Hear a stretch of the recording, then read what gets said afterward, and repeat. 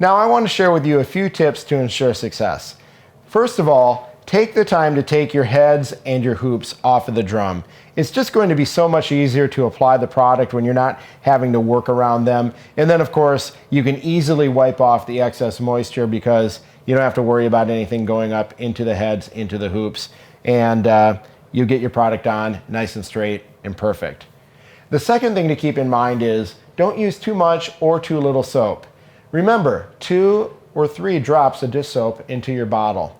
If you have too little soap, the product will be tacky and it's going to be hard to place and squeegee. If you have too much soap, it's going to be too slippery and again, hard to squeegee. Now this is an easy problem to correct. If you feel like you have too much or too little soap in the bottle, simply start over with your mixture and reapply. This film is made to take off, reapply, take off, reapply with the initial application, okay? So as long as you're working with it right now, it's going to be fine, which leads to the next tip. Once you do have it on where you want it, let it be there for a nice amount of time.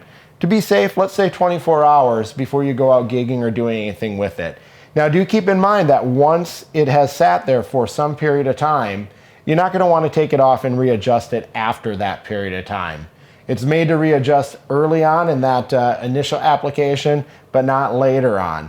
And that's for a reason. One, it's a superior product because you can move it around and adjust it during that initial application if you need to.